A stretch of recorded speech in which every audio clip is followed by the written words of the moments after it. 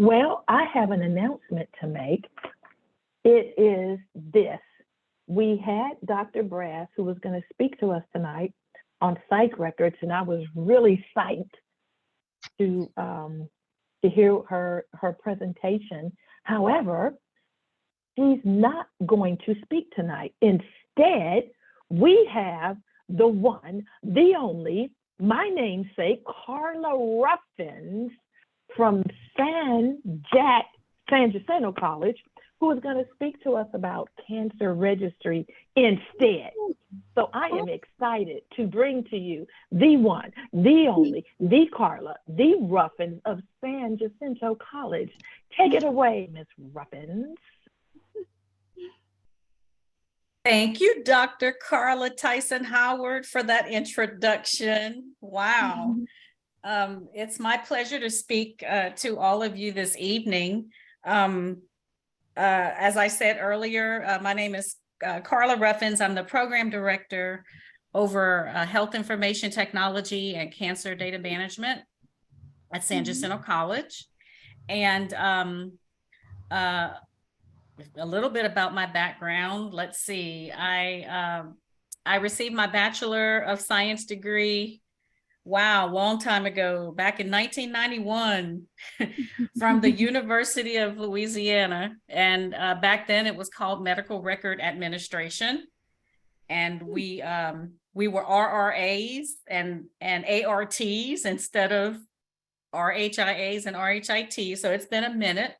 So I worked in healthcare in Lafayette, Louisiana, and we moved to Houston with my husband's job in 2001, I believe, or 2002. And eventually I became the director of health information management for 2 HCA hospitals on the East Side. And before that, I was in credentialing. So I was a medical staff coordinator, credentialing coordinator before I got back into HIM. So then started teaching at San Jac and decided I wanted to get my master's degree. So I studied health informatics, and I got my master's in health informatics from the University of Illinois, Chicago. And so I've been at San Jac for almost 12 years now. And I live here in Houston. My husband and I are empty nesters. I have two adult sons, one still in college and one who just graduated. He's figuring out adulting as we speak. So I'm happy to speak to you because I think this is a very good field to think about. It gives you an option once you complete your associate degree or your bachelor's degree in health information. I think by the end of this presentation, you'll have more interest, and you may actually want to pursue it because you may realize that you only may be short 6 courses to get an advanced technical certificate. So let's see if I can share my screen. I have a PowerPoint presentation.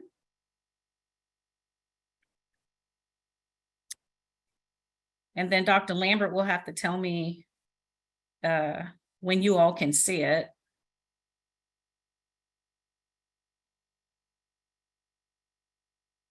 And if I'm in the right mode, I don't know. Can you see it, Dr. Lambert?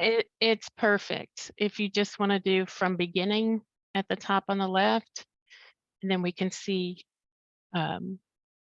your bright face, and we can see your PowerPoint presentation. Good to go. Okay. All right. So let's talk about becoming a cancer registrar. So we want to broaden your career horizon here. So the first thing we want to do, let's see if I can move that. Okay. So we're going to talk about data analytics on diagnosis and treatment of cancer. We're going to explain the purpose and function of a cancer registry. We're going to explore the role of a cancer registrar.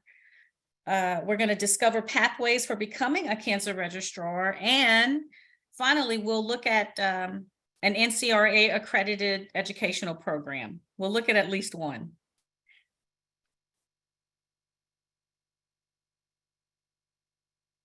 All right, so let's talk about cancer statistics. There we go. So I don't have any 21 and 22 statistics, but in the year 2020, in this country, there were 1.8 million cancer cases diagnosed. And the same year, 2020, worldwide, there were 18 million new cancer cases diagnosed. And it is projected that by the year 2040, there will be 29.5 million cases, new cases diagnosed. Cancer is the second leading cause of death in the world.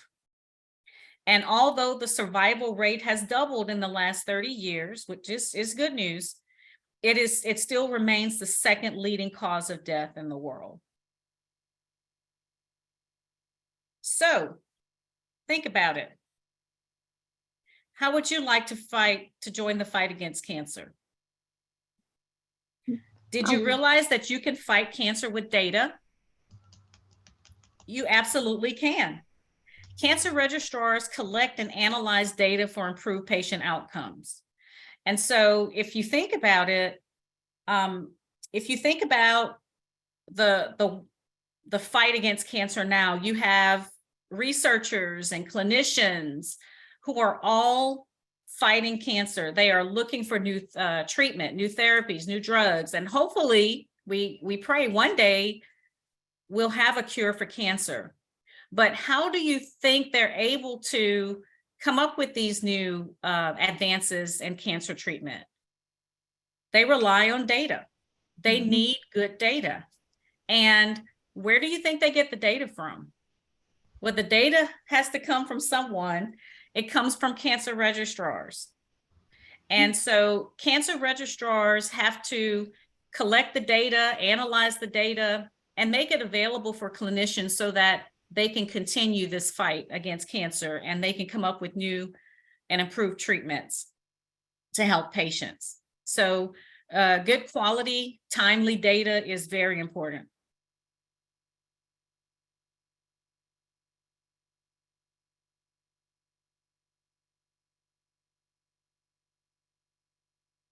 All right, so what's data got to do with it? Well, data provides information to researchers. We just talked about that. Healthcare providers, but I didn't mention earlier, also public health officials. And the data will allow public health care officials to better monitor and advance cancer treatment, conduct research, and improve prevention and screening. So from a public health standpoint, we're looking at prevention and screening. And also from a public health standpoint, when you hear statistics about the incidence or prevalence of breast cancer in Harris County or in the state of Texas or in the United States, that is all coming from the data that is being reported by cancer registrars in hospitals and in physicians' practices. So cancer data will be reported here in Texas. We report everything up to the state level. And the name of the organization at the state level is called the Texas Cancer Registry. And some people refer to it as the Central Registry. So if you haven't visited their website, it's very interesting. You can just Google it, or someone can find it and put it in the chat box. It's the Texas Cancer Registry. They're located in Austin, and there's just a phenomenal amount of data. Some very good articles. I think you'll find it very interesting. And many cancer registrars work at the Texas Central Registry. So, as I said earlier, we need data. We need data to diagnose cancer more accurately. We needed to diagnose cancer earlier. We use it to accelerate cancer treatment. And we've been talking about this a lot lately. We've been using it to identify patterns and trends, which is also very helpful. And so between the United States and Canada, there are 14 cancer organizations. And there are oncologists who collect and aggregate the data, and they use analytics and AI. We've been hearing a lot about artificial intelligence. Well, it is used in the cancer treatment field as well. So they actually use AI to match cancer patients with treatment. And of course, we rely on good data for standardization of data collection. So you may be wondering what happens in a cancer registry. And so not every hospital has a cancer registry. If you go to the American College of Surgeons website, it's the ACOS Commission on Cancer. So, you know, we love acronyms in healthcare. It's the ACOS COC, American College of Surgeons Commission on Cancer. If you go to that website, you can actually look at, find a listing of all of the accredited cancer registries across the country, and you can narrow it down by state, or even by city. So it's very interesting because in order to be an accredited registry, it's just like Joint Commission. You have to comply with all of the standards of the COC standards, and you have to undergo a survey every few years. And there's a lot of work that happens in between. You have cancer committee meetings, you have tumor board meetings, you have to publish an annual cancer registry, cancer report, and cancer registrars are they're doing case finding, abstracting, oncology coding, and follow-up. So if a hospital is accredited, if they have an accredited cancer registry, then you will most likely have an employed CTR, at least one on site, running the show. If a hospital is not accredited, they may not have an employed CTR running the show, and that just means they don't have to have the whole show. They don't have to have all of the committee meetings. If they are not accredited, they have to at least do the minimum reporting. So you have to report your cancer cases, and you have to abstract a certain percentage. Every hospital does, no matter whether you're accredited or not. And so some of you may be, if once you spend some time at a clinical site, or maybe some of you have practiced as an HIM professional, you may have been responsible for the functions of the cancer registry. And so it just depends. So go to that website. It's very interesting. But so an accredited cancer registry, you'll have people collecting, analyzing, managing the data on all cancer patients and survivors. And the registry is responsible for maintaining accurate information on cancer incidence, treatment, and survivorship. And cancer registries, accredited registries, are reporting their data to various agencies. It could be to the state, well, it has to be the state, that's mandatory. NCI SEER, the National Cancer Database, the CDC, National Program for Cancer Registries, are all of the places that we report to. And just like with coding, I'll compare this to medical coding. So the oncology coding and abstracting that we do in the cancer registry is totally different from medical coding. The only way that they're similar is that when you first learn how to code ICD-10, CM, or CPT, you're learning in a classroom environment, and you're learning all of the rules for coding. You're learning, you're operating, you're working with a couple of manuals, and you're learning the rules. With oncology coding, you have many, many more manuals. You have tons of manuals, and you are learning the rules for oncology coding, abstracting, staging, and everything. And so you have to learn how to use the manuals. It's a very big part of your job. But we do, just like with medical coding, we do have software to assist us with some of these functions. And so I have listed here Metric, CR Star, and Oncolog are just 3 of the software available for working in assisting you with cancer registry functions. And so we have 3 types of cancer registries. The first is the hospital cancer registry, which is where it all starts, and you have the data that's being reported up to the state cancer registry. And then you have what's called a central or a state registry, which we call that population-based. The example that I gave earlier with the Texas State Registry in Austin, that's population-based.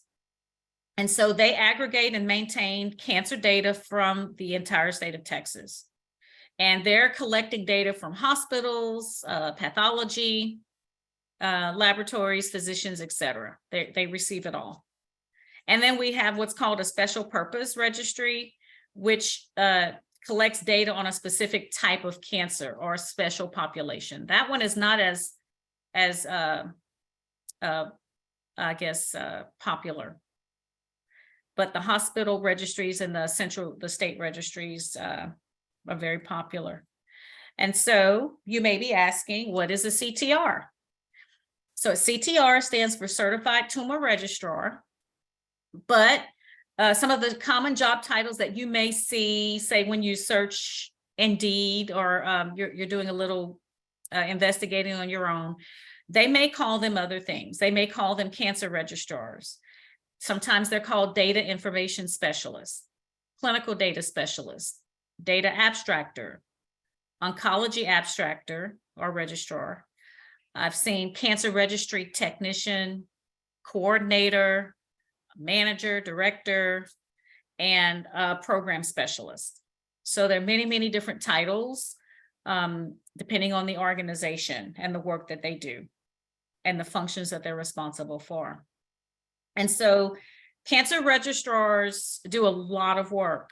The job is, it's not just as simple as reading the patient's record and just pulling information out and putting it into a database. It's so much more than that. So cancer registrars are responsible for case finding, oncology coding, which has, remember, nothing to do with ICD-10 coding or CPT coding.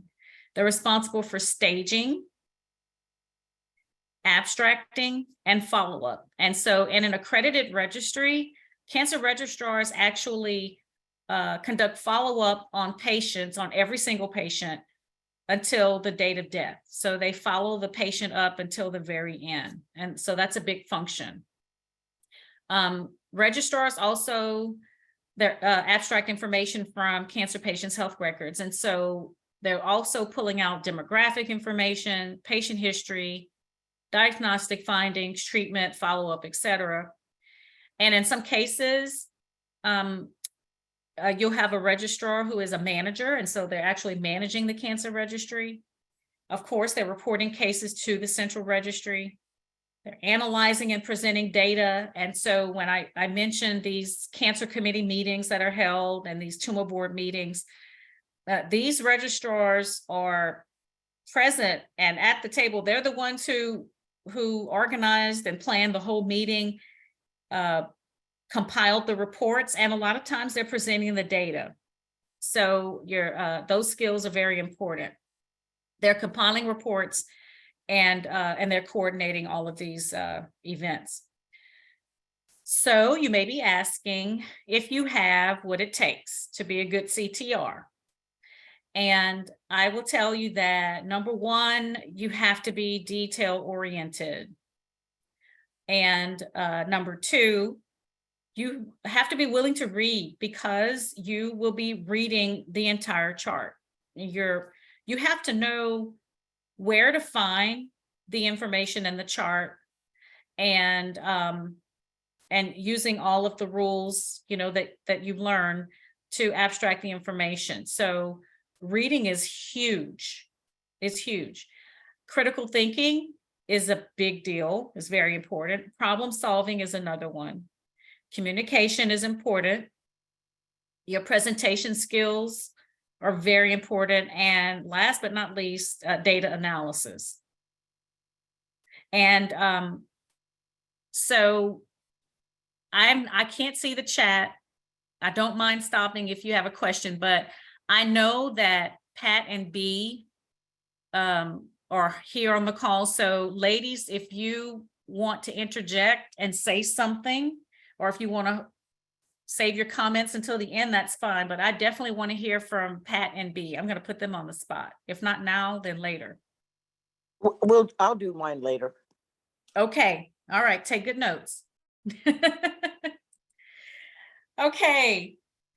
The CTR exam. Okay. Let's talk about the elephant in the room.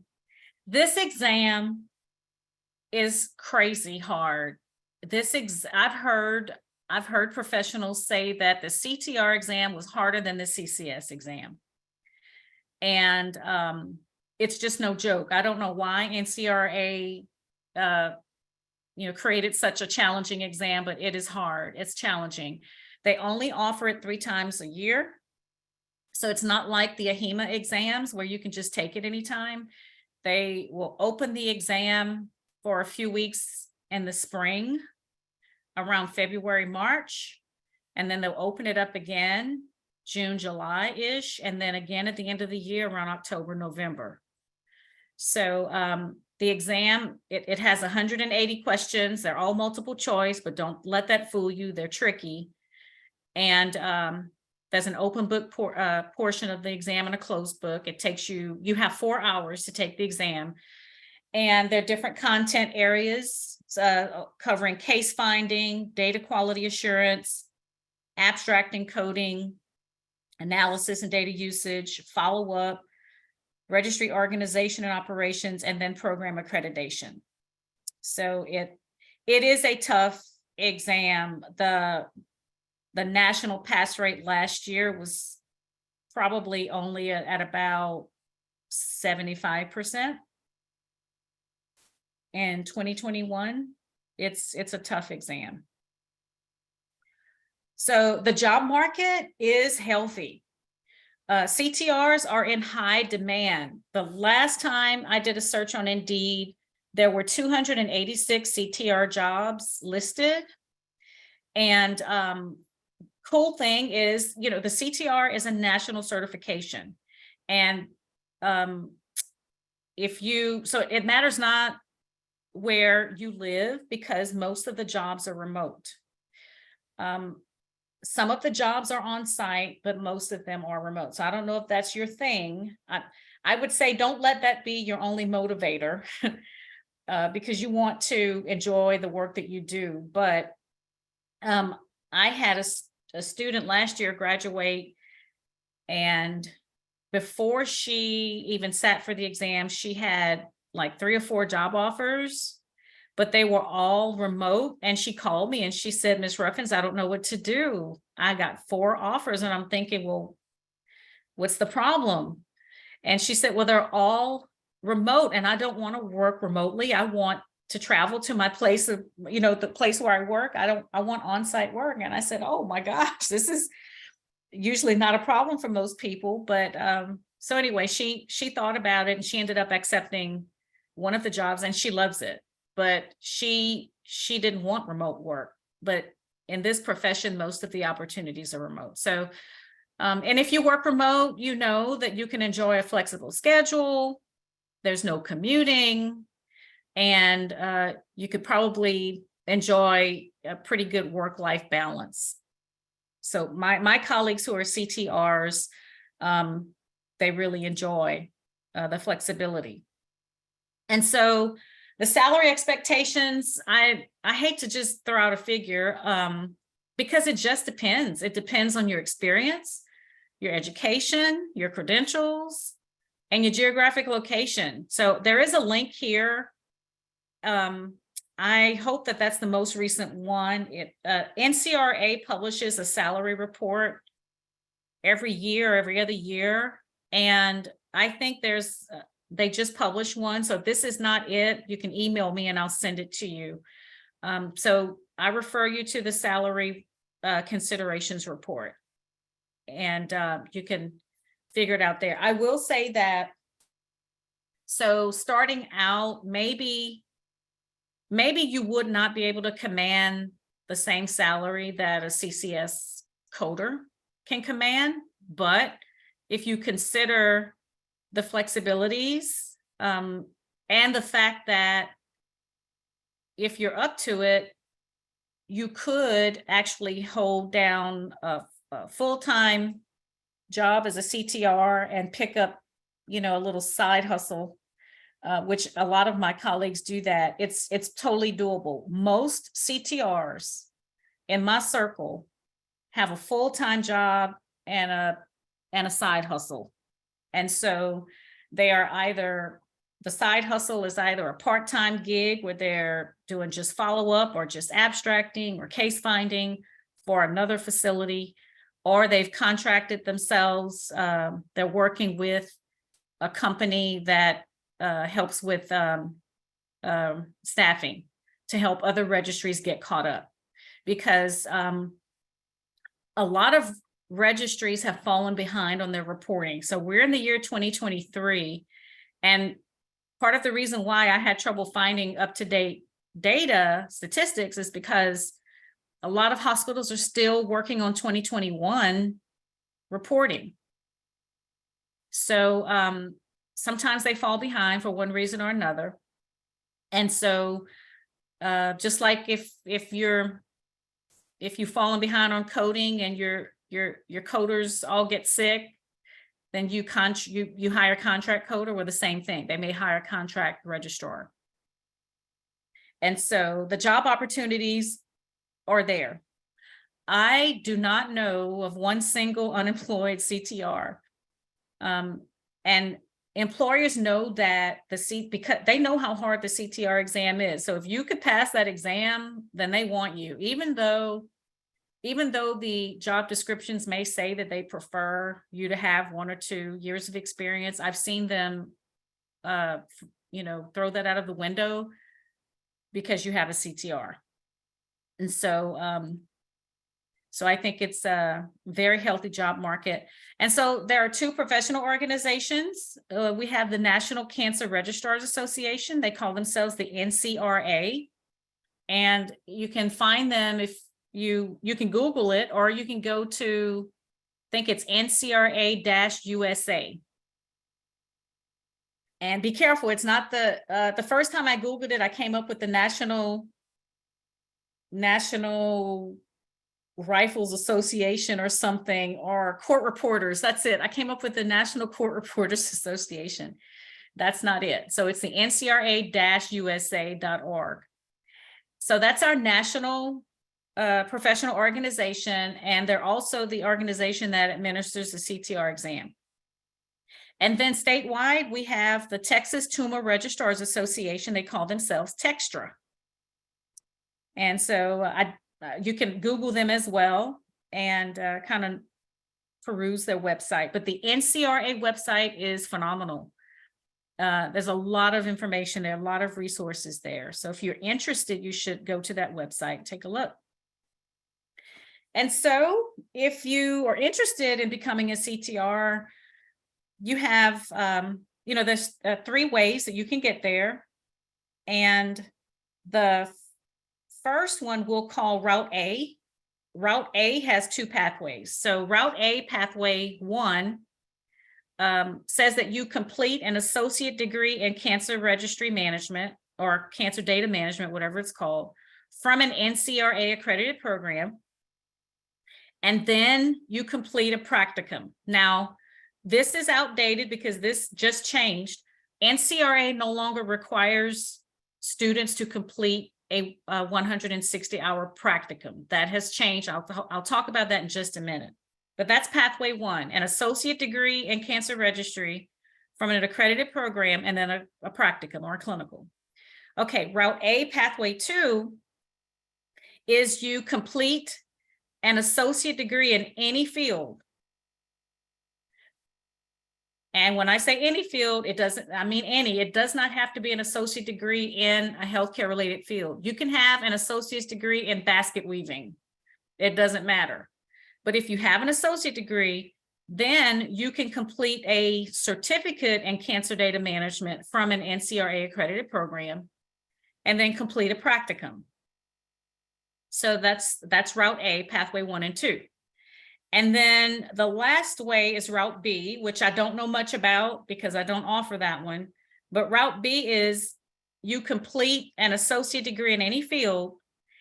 You have 2 semesters of A and P, and you have 1,950 clock hours working in a cancer registry, which equals to 1 year full time. So I don't know much about that one, but that's an option as well. And speaking of educational programs, NCRA is currently, but I think that may be changing soon. NCRA is the only organization that accredits cancer registry programs. And the last time I checked, there were only 12 in the entire country, and there's only 1 in Texas. And the one in Texas just happens to be San Jacinto Community College, where I am. So SanJack, we've had this accredited program for many years. I've been the program director over this program since 2017. So, but it was there when I arrived on the scene, it was there. So it's a pretty strong program. And at SanJack, we offer the Associate of Applied Science degree in Cancer Data Management, as well as the Advanced Technical Certificate. So the next few slides will actually talk about the Advanced Technical Certificate, because if I'm addressing you, that means that you're already a student in an accredited program. You are already enrolled in a HIMA accredited program. You're either pursuing your associate degree or your bachelor's degree. So you don't need another degree once you're done. Once you complete your associates in HIT or your bachelor's in HIM, you would be eligible for the Advanced Technical Certificate. So let's take a look at that. And for some of you, that just might be the feather in your cap. Sometimes you want a little something else to add to your resume. That's the one extra thing. So to pursue the Advanced Technical Certificate at SanJack, you can complete the entire certificate online, 100% online, even the clinical. The Advanced Technical Certificate contains 30 credit hours, 11 courses. You can complete it in 4 semesters. We have virtual tutors through Zoom on the evenings and the weekends. And the cool thing is you don't have to spend a whole lot of money on books and resources, because you may have to buy 3 books during the whole program, and we use them over and over and over throughout your entire program. And the manuals that you will use, most of them are downloadable for free from the internet. So you won't be spending a whole lot of money on books, and you'll have plenty of support. Let's see. I don't know if I have another slide on the practice. Maybe I do. Let me wait on that. So I'll come back to the clinical being online. So with the Advanced Technical Certificate, you've probably have already completed the prerequisites. So you need 3 credits, 3 hours in medical terminology, anatomy and physiology, which most students have A&P1 and A&P2. But if you don't have A&P1 and A&P2, we will accept Biology 2404, which is A&P for non-nursing majors, in a sense, is what it is. It's intro to A&P. It's that A&P is 4 credits, the whole body system covered, crammed into 1 semester. And so you need at least 4 credits in a full A&P or A&P 1 and 2. The next prereq is pathophysiology and pharmacology. We teach it at SanJack as a combo course, 3 credits, but if you come to us with 2 separate courses, we'll take it.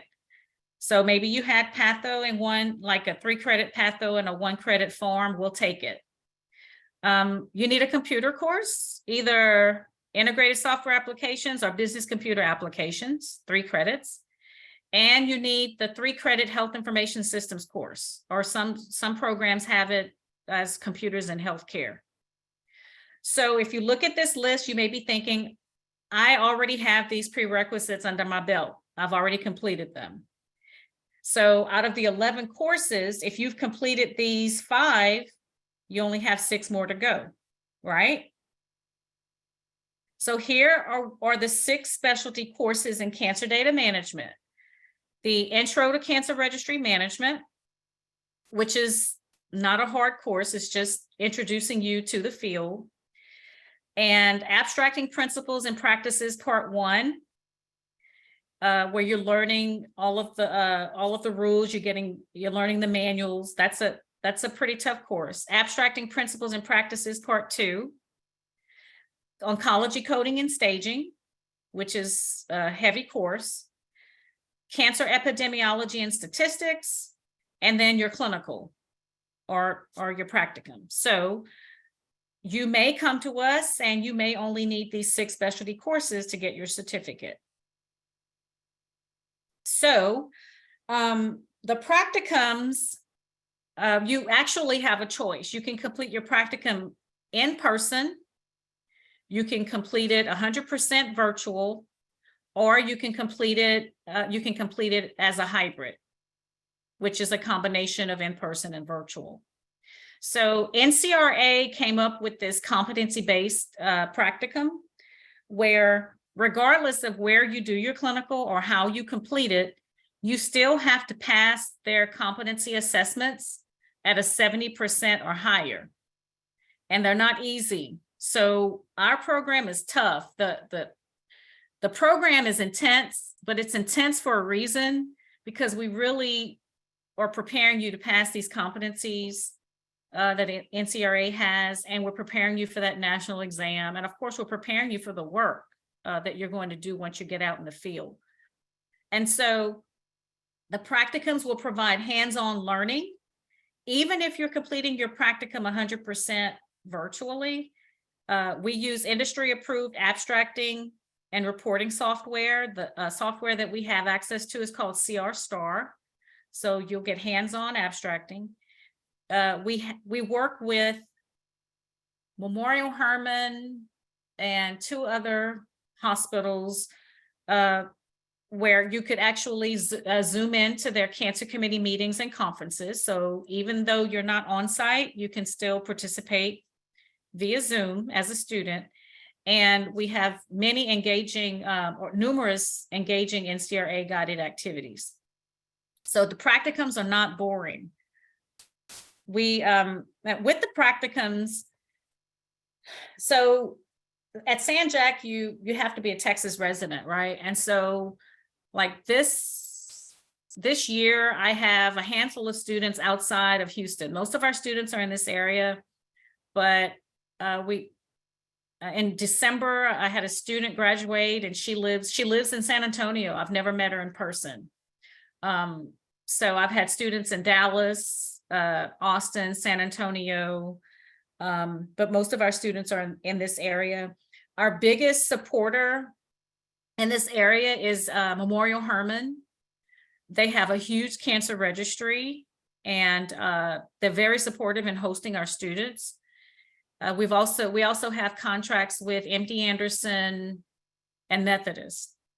And outside of Houston, we contract with UT Southwestern, Dallas Richardson Methodist, Baylor Scott and White, and I can't remember the other one, but so we have many, many clinical partners. So how much is it going to cost you? Well, unless you live in the vicinity of the North Campus, you will be considered out of district. Even though it's 100% online, that's just the way it is. So you're looking at $135 per credit hour. And if you only need those 6 CDM specialty courses, they total 17 credit hours. And that amount would be, when you multiply 17 times 135, you're looking at $2,295. And if you don't have those 6 specialty courses completed, and you need the 5 prereqs in addition to the 6 courses, then that's 30 credit hours. So the entire certificate is 30 credit hours. And if you're out of district at 135 per credit hour, that total is right over $4,000. And Sanjak doesn't charge any fees. Financial aid is available, and payment plans are available. You just have to work that out with the business office. So you can apply online if you're interested. Our application is open year-round. We're currently accepting applications for the summer and the fall cohort this year. Remember, you have to have an associate degree or higher in any field. You have to have at least a 2.5 GPA. We will ask you to write a short essay addressing your interest in the field. You will need 1 letter of recommendation, and you will need a resume. So everything is on our website. You can complete the application. It's very short, very simple, and then you'll upload the documentation listed here, the items listed here. So this is outdated. We're accepting for summer and fall cohorts. I don't really have a deadline, as long as we can get your application reviewed and get you ready to go. So you do have to apply to San Jacinto College, and you can go to the website and do that. And you also have to apply to the Cancer Data Management Program. And it's not as though you're at risk for not having a seat in the program. If you meet the criteria listed here, then you get in. It's not as though we receive 500 applications and we only, have room for 50. So if you meet the criteria, you'll get in. And so with that, I think I will stop and ask if you have any questions, and I don't have to put B and Pat on the spot because, because they, I think every time we've met, they've spoken up and said that they were students again. So ladies, do you have anything to say? I did real quick, on those 6 classes, it did, work out so well. Summer is 1 class. And then in the fall, I completed 2 courses, and I'm in the spring right now. So I'm on 2 courses, and then summer is 1, which is our clinical. So the way it worked out, we do have, I'm just thinking, we do have where awesome instructors, awesome. And Haley, she's just responsive. We're like, I'm like, can you hop on a Zoom? We do have scheduled sessions in the evening, and if we're not able to attend them, then they're recorded, and then we do a little like summary. But we're in stats right now, but it's okay. I'm good with numbers. But I'm just excited. We're getting the information ready for our clinicals. I submitted the request, and I'm like, it's becoming real. And then hopefully to target to sit in the fall. I think it's going to be October, and it's for a extra, like I was like, you're saying my life. It's full time, and then to have for extra. I don't know, Miss Lamson has something to add. Well, I want to, before Pat talks, I'm sorry to interrupt you, Pat. So I don't know if I emphasized this when I was presenting, but I always do this. This program is hard. And I don't say that to scare anyone, but I say it to prepare you. I don't want you to jump into it thinking it's going to be a cakewalk.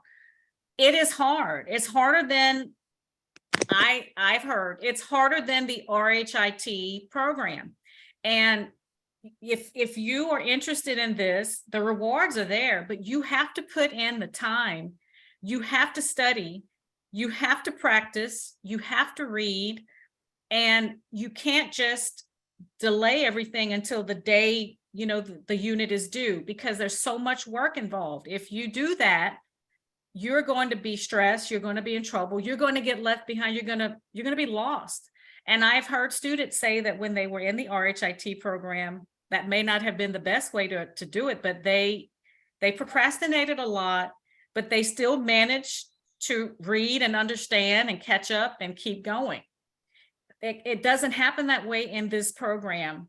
And No. so, and what I'm asking B and Pat to do is to help me articulate that. Why is it so daggone hard? The data. There is so much data that you have to abstract. It's data. And not just that, you have like 12 manuals that you have to pull specific data from, right? I have boxes of tissue by my desk because it is hard. Okay, I'm an A student. Well, I was until I took these courses. Okay, well, I'm happy. I got a B. I mean, I was, I'm thankful that I got a B. It is difficult, but just think about the reward of what you will be able to accomplish as a CTR. Yes, it's hard. Me, I wanted to do it for extra income for retirement, put around. But I'll tell you, Miss Albida and I went to a Texima conference years ago, and we were listening to the Cancer Tumor Registrar presentation, and we just like, oh, we want to do that, And so B says, well, I put it on my bucket list. And I was like, well, you have it on your bucket list. I got to put it on my bucket list. And so I did, and I'm grateful because there's so much information, and she's right, that it's data, and you have to be. Now, I'm going to tell you, I have a full-time job, okay? I teach 5 classes, and I'm taking 2. And so I'm thinking, man, I should have just done all summer classes or something. And it is challenging, but Miss Ruffins is right. You cannot try to play catch up with this course. You have to stay on it, and you have to have a study group. Get yourself, when you first go into that first CDM class, you start hi, and you do a study group, okay? And because I'll tell you what, sometimes, like I told you guys, I go, why did I do this to me? But because you want to make a difference, and this will really, really help make a difference. We got to get cancer out of here, and this would make a difference for a lot of people. So I'm sorry it took up so much time. No, you're fine. I think someone has a hand raised. It Yes, says there's iPhone. several questions in the chat box, Ms. Oh. Ruffins. Thank you Okay. for a great presentation. The first question says, how long do you have to wait before taking the certification test if it is failed the first time? Because it's only offered 3 times a year, if you don't pass it the first time, you can take it the very next time it's offered. So if you don't pass it in the spring, you can take it in the summer. If you don't pass it in the summer, you can take it in the fall. Okay, so what if your AMP was taken more than 5 years ago? Will you still be eligible to apply? Yes, that's such a good question. We have no statute of limitations on the amount of time that has gone by since you've taken A&P. So if you took A&P 10 years ago, 15 years ago, it's still okay. Okay. And then there's also a student that's been very engaged. I want to point him out. His name is Stephen. And I think he's from the Houston Community College. Thank you, Stephen, for being so engaged. He verified every link that you presented, and talked about the salary survey. I want to be able to find his comment here. Ooh, my computer is not cooperating. He went and looked at the salary piece, and he said average annual salary increased from 71,000 to 82,000 from 2017 to 2022, which is a 15.8% increase in salary for a certified tumor registrar. So thank you, Stephen, for being so engaged. And he Thank also you. placed, he also placed the current website in the chat box for the rest of the students. Awesome. Thank you for that, Stephen. I appreciate that. Yes. I had a question. Can you hear me okay? Yes, can. go ahead. Good evening. It is Latoya. Out of curiosity, is there some type of maybe a sneak preview? You know, I hear you keep mentioning it's a tough core program, and I know, is there any type of sneak preview as to what the program entails? Like, will Yeah. there be a presentation sometime this semester, or was there a previous presentation, or just something with a little bit more insight? Hi, Latoya. That's a good question. So if you go to the NCRA website, I believe that there's a video that gives you some insight into the profession, like maybe a day in the life of a CTR. But if you want more information about the program, just email me and we could set up a time to chat. We could have a Zoom session. And usually that's what happens. Once you apply and you get accepted, then you meet with me over Zoom and we create your entire educational plan from beginning to end. And I answer all of your questions and tell you, more about the program. So I'm happy to do that with you. Just send me an email.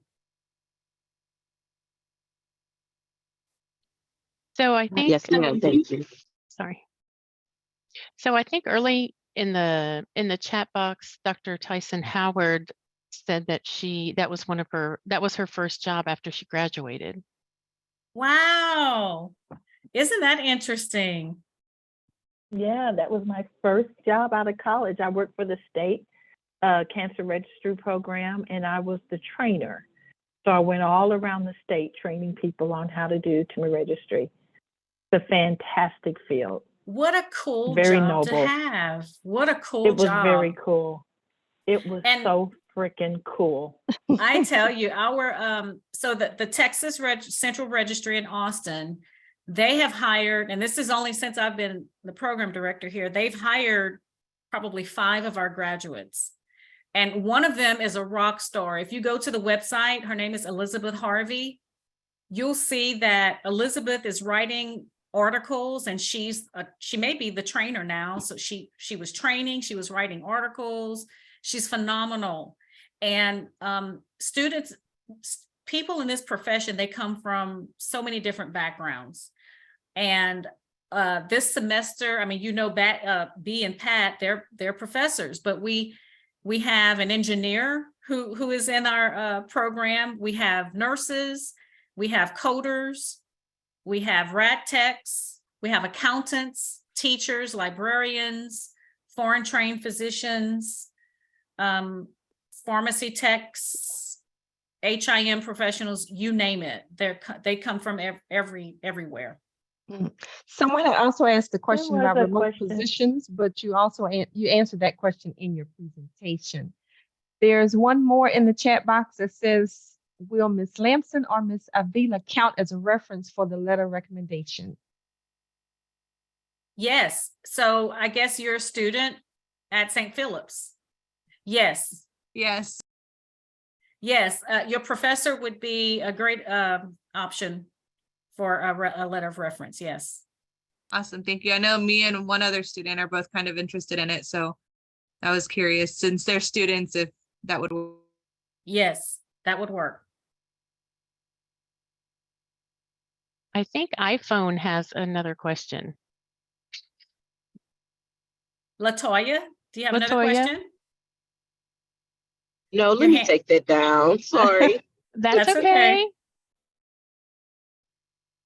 Okay, I see about 69 surveys completed. We have 109 participants at about 6:47. There was 109 people on.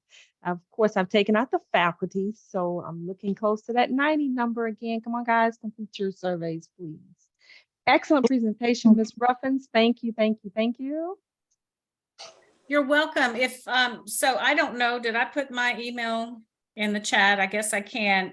Please don't hesitate to contact me if you're just on the fence thinking about it, if you want me to provide you with an unofficial transcript review before you actually apply, I can do that. Just hit me up and send me your transcript, or if you want to chat more, we can do that too.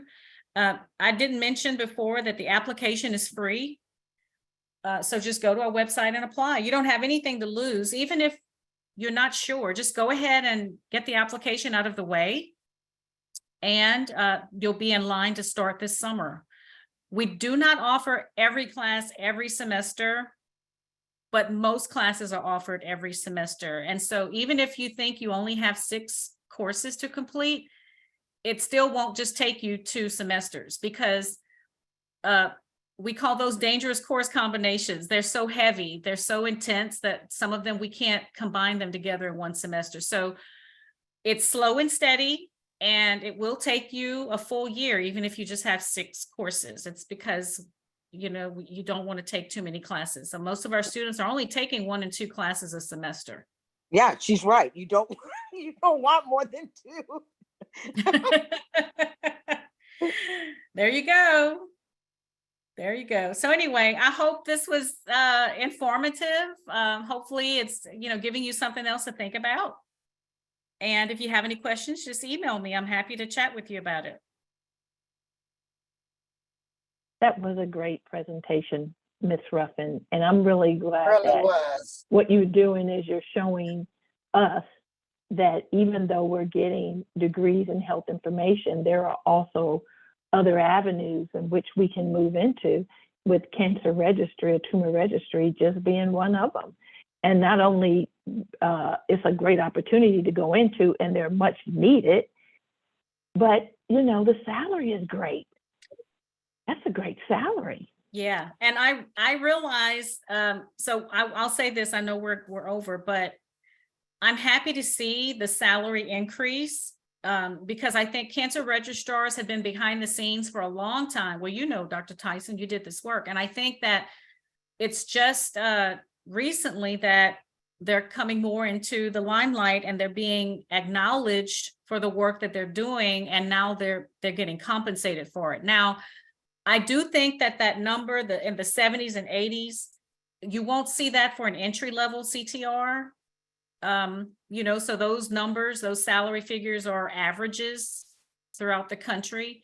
So an entry level CTR would not be able to command that salary, but CTRs are making that money out there. They're making those salaries. I just wanted to make a quick comment. Ms. Lamson had shared with me, she was in class, we're in the program, and she got contacted already for employment.